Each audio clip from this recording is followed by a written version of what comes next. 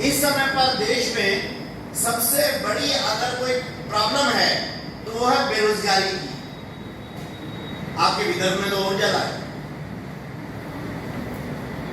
आप पढ़ाई अच्छी कर रहे हो, आपकी पढ़ाई में कसर नहीं है, बीए कर रहे हो, बीकॉम कर रहे हो, बीएससी कर रहे हो, बाकी जो भी कर रहे हो, लेकिन बीए बीकॉम बीएससी करने के बाद भी हमारे को नौकरी मिल जाएगी इसकी कोई गारंटी तो है ही नहीं। बहुत कम संभावना है, इतना गारंटी फिर गारंटी नहीं है, ज्यादा संभावना है नहीं, ज्यादा संभावना भी नहीं है। क्यों? सरकारी नौकरियों में जो लोग सोचते हैं कि हमको तो सरकारी नौकरी मिल जाएगी क्योंकि हमने पढ़ाई बड़ी अच्छी की है, केवल 2.5% लोग सरकार की नौकरी में जाते हैं।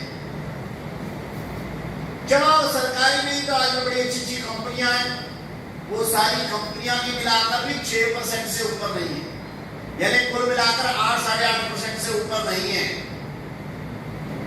लोग सोचते हैं नौकरियां मिल जाती है। ऐसे में अपने देश को, अपने समाज को पूर्ण रोजगारी कैसे करना? हमारे में से हर एक को रोजगार चाहिए भाई। कोई ऐसा नहीं है कि भूखे तो नहीं रहना। इसलिए हमारे को अपना जीवन कैसे उत्तम श्रेणी का आगे चलना है, इसके लिए दत्तोपंत ठेंगड़ी जी के विचारों को जानना पड़ेगा। उस महापुरुष ने बताया है कि अगर नौकरियां कम हो तो कैसे जीवन जीना। उसी लिए स्वावलंबी भारत अभियान चल रहा है। हम स्वयं पर अवलंबित रहे, हम लोग सरकार, किंतु अगर वो 8-9% है तो 90-91% लोगों को क्या करना? तो ठेंगड़ी जी उसके कह रहे हैं स्वावलंबी बनो, स्वदेशी बनो, स्वावलंबी बनो, आत्मविश्वासी बनो, स्व का अवलंबन करो, अपने अंदर की ऊर्जा, अपने अंदर की ताकत, अपनी बुद्धि, इसका प्रयोग करो। और अपनी ताकत, अपनी बुद्धि, अपनी क्षमताओं का इस्तेमाल करते हैं तो ध्यान में बहुत से लोग बहुत अच्छा रोजगार खड़ा करते हैं। आपके विदर्भ की रहने वाली एक लड़की, अकोला जिला है, आपके यहां से बहुत दूर नहीं होगा मेरे ख्याल है, अकोला की रहने वाली है वो लड़की, 8वीं क्लास में फेल हो गई, पढ़ाई भी अच्छी की नहीं, छोटी उम्र में उसकी शादी कर दी गई। मुंबई के अंदर धारावी में एक रहता था, बस्ती में एक लड़का, क्योंकि ये अनुसूचित जाति की थी, जनजाति की थी।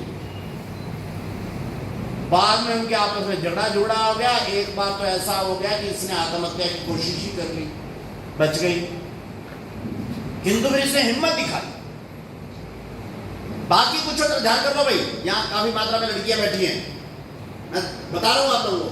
आज जो है ना ये विषय, ये दत्तोपंत जी का संदेश, ये स्वावलंबन का संदेश, ये आपके लिए है। यहाँ पे भाषण करने का विषय नहीं है। भाषण करना होता तो यहाँ इतनी दूर आके मुझे करने की आवश्यकता नहीं है। बहुत यूनिवर्सिटियों में हमारा जाना होता है, बाकी जगह तो कहीं भी भाषण कर लेते हैं। उसके लिए तो बड़े बड़े लड़के लड़कियाँ, बड़े और पीएचडी करने वाले हमारे पास ऑडियंस होते हैं। हम यहाँ क्यों आए? ये इतने बड़े सारे लोग, इतने अधिकारी, ये क्यों आए? आप लोगों का भविष्य में रोजगार कैसे सृजन हो सकता है, इसकी बात करने के लिए।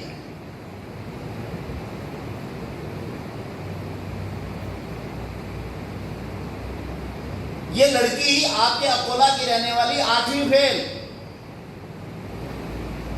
पति से लड़ाई हो गई तो इसने क्या नाम है, सुसाइड करने की कोशिश की, आत्महत्या करने की कोशिश की, लेकिन परमात्मा की कृपा से बच गई। बाद में इसने हिम्मत की, कहते कोई बुआ थी, उसने इसको थोड़ा सा हौसला दिलाया तो वही जो भी हुआ। वो स्वावलंबन शब्द नहीं सुना था उसने, लेकिन उसने स्वावलंबन की अपनी प्रक्रिया अपनाई। उन्होंने सोचा मैं अपने बल के ऊपर करूंगी। एक सिलाई कटाई की प्रक्रिया से शुरू किया, कपड़े सिलने से शुरू किया। उसका काम अच्छा चल गया तो और लड़कियों को लगा के उसने मुंबई में ही सिलाई कटाई का शुरू कर दिया। फिर थोड़ा और काम अच्छा चल गया तो एक वहां पर कॉफी हाउस था, वहां पर कुछ आपस में उनके आपस में तनाव हुआ तो इसने बातचीत करके वो कॉफी हाउस खरीद लिया, उसकी मालकिन बन गई, कोऑपरेटिव तरीके से चलाया। 14-15 उसमें वर्कर काम करते थे। धीरे धीरे करके हिम्मत की उसने। अब लंबी स्टोरी है, यहाँ सुनाऊंगा तो समय बहुत लगता है, लेकिन आप गूगल पर भी देखोगे। वो महिला बड़ी हो गई, ये बात है 1990-91 की जब थी। 2012 के अंदर उस महिला को भारत के राष्ट्रपति प्रणब मुखर्जी ने बुलाकर सम्मानित किया। किस बात के लिए? कि वो स्वावलंबी बनी, इतनी बात नहीं। उसने धीरे धीरे करके 7 कंपनियां शुरू कर दी, छोटी बड़ी। कमानी ट्यूब्स उसकी बड़ी कंपनी का नाम है, और उस कंपनी की इस समय पर वैल्यूएशन है 2000 करोड़ रुपया।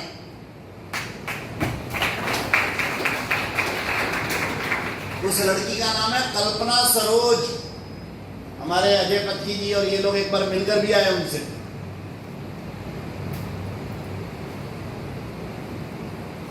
कैसा किया उसने? जबरदस्त तरीके से। अगर वो नौकरी के चक्कर में रहती तो नौकरी कभी मिलती नहीं, बाकी सब तो था जैसा तो जिंदगी, बाकी कुछ था भी नहीं। आप भी जरा ध्यान कर लो भाई।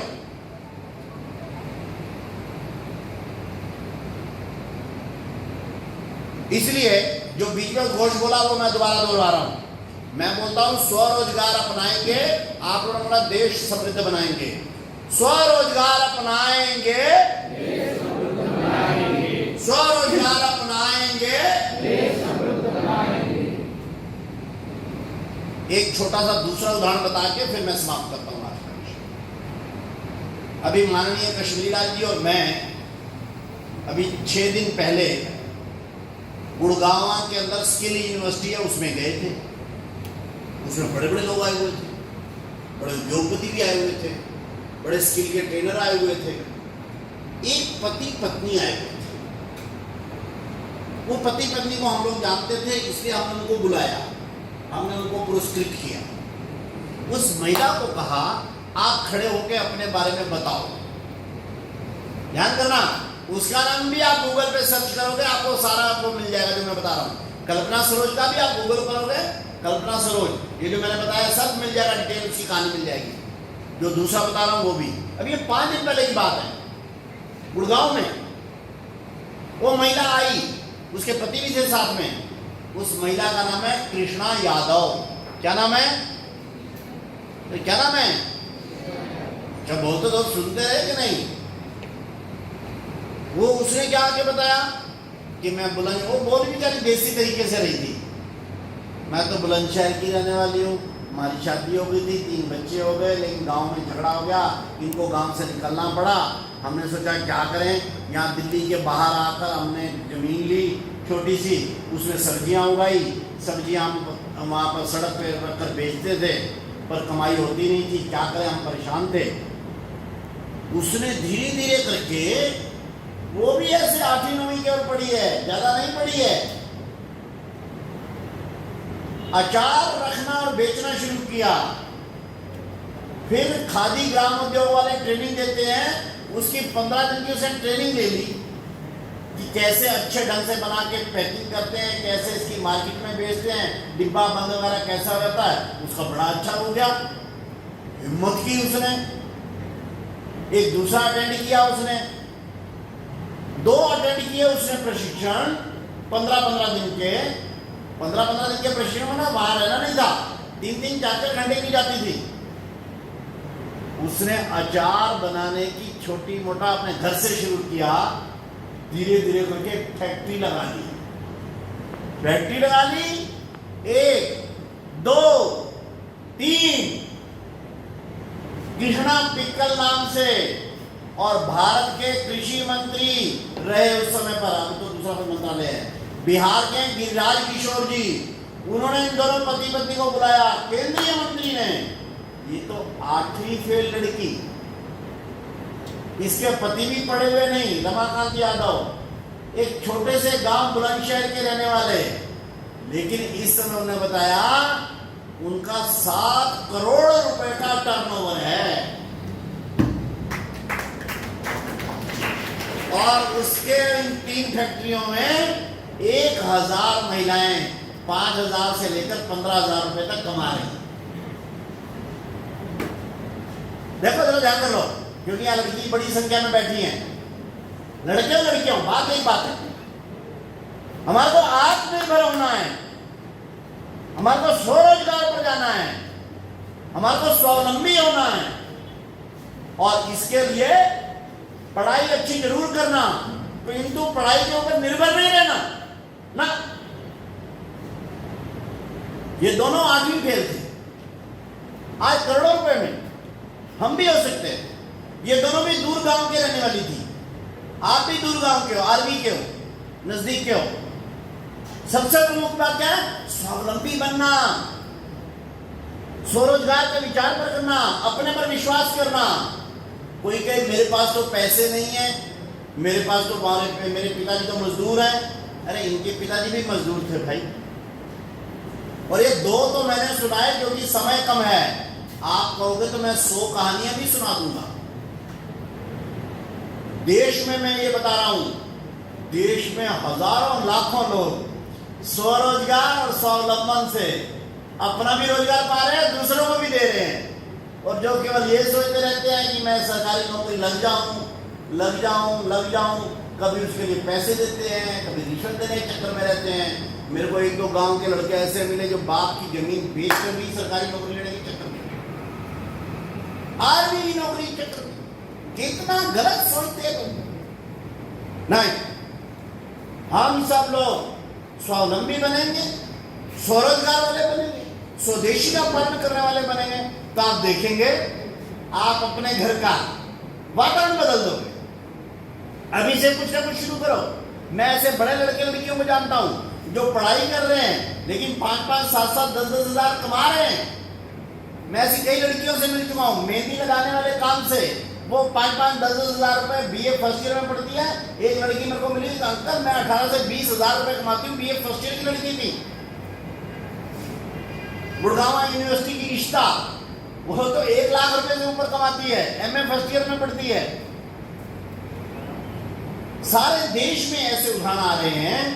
हम भी जरा ऐसा सोचें, ऐसा करेंगे हम अपने परिवार का, अपने गांव का, और स्वाभाविक है जब अपना और अपने गांव का हो जाएगा तो अपने जिले का और देश का तो हो ही जाएगा। हमारे को इस देश को फिर से दुनिया का सिरमौर देश बनाना है, इसलिए हम सब लोगों को मिलकर लगना है। अपने घर का, अपने परिवार का भी अच्छा करना है और इस देश को भी दुनिया का सिरमौर देश बनाना है। इसके लिए स्वावलंबी का विचार करना है। और आप जो आर्मी के लड़के लड़कियां हो, आप सुन लो भाई, अब मैं आदेशात्मक बोल रहा हूं, क्यों? मैं तो खिंडी जी का वंशज हूं, मैं तो उनके विचारों पर पूरी तरह चलता हूं, ये लोग भी सारे वही हैं। आप लोग आर्मी के हो, आप लोग डीएनए में वो है, डीएनए समझते हो क्या होता है? शरीर में, ब्लड में।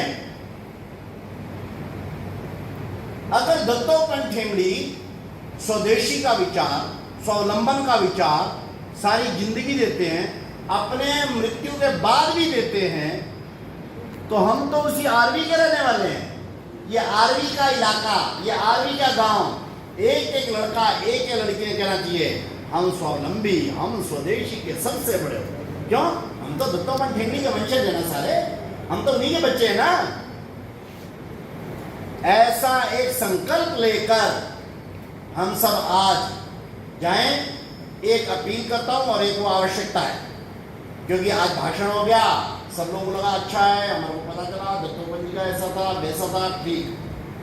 लेकिन आज यहाँ पर एक 11 लोगों की स्वावलंबी भारत अभियान की टीम बनाएंगे। हम आप लोगों को दिल्ली से, मुंबई से उसमें समाचार भेजते रहेंगे, कंटेंट भेजते रहेंगे, क्योंकि केवल एक बार कहने से नहीं बनता। हम बार-बार, कितने बच्चे हमारे पास यहाँ अपने कॉलेज में? 1700 के 1700 बच्चे हमारे ये पूर्ण रोजगार युक्त हो जाएं और क्वालिटी एम्प्लॉयमेंट वाले हो जाएं तो कितना बढ़िया हो जाए। इसके लिए 1-2 साल प्रक्रिया लगेगी। एक लिंक आप लोगों को दिया जाएगा, वो लिंक आप लोग भर दीजिए, वो डिजिटली आपसे कनेक्ट हो जाएंगे। हम उस लिंक से, उसमें डाटा है आपका नाम, आपका फोन नंबर, आपका गांव, कॉलेज का नाम, यूनिवर्सिटी का नाम, ये कौन सी यूनिवर्सिटी है? नागपुर, आपकी यूनिवर्सिटी का नाम, ये डाटा आप लोग भर के उसमें फिर के भेज दीजिए। फिर वो जॉब की, स्वरोजगार की, एंटरप्रेन्योरशिप की डिफरेंट सूचनाएं आपके पास आना शुरू हो जाएंगी। उसमें चैटबॉट लगाया एआई युक्त, आप केवल लिखेंगे कि मैं क्या नाम है, मान लो से किसी ने लिखा मेरा नाम क्या नाम है बच्चे आपका, वैष्णवी कुंडे, तो चैटबॉट का एक बोर्ड लगाया, उस पर लिखा वैष्णो कुंडे, बस। देन वो पूछेगा व्हाट डू यू वांट, वो अभी तो इंग्लिश और हिंदी में है, बाद में उसको डिफरेंट मराठी भाषा में करा, वो अपने आप पूछेगा। आपको बस इतना लिखना, व्हाट्सएप नंबर उस पर है, आपको लिखना होगा वैष्णवी कुंडे। वो बोलेगा आपको क्या चाहिए, आपने कहा मैं अभी 12वीं पास किया है, मैं कुछ अपना रोजगार करना चाहती हूँ। ओके, आपने पढ़ाई में कितने नंबर आए थे, आप कहाँ के रहने वाले, वो शुरू हो जाएगा चैटबॉट, क्योंकि उसमें एआई लगा है।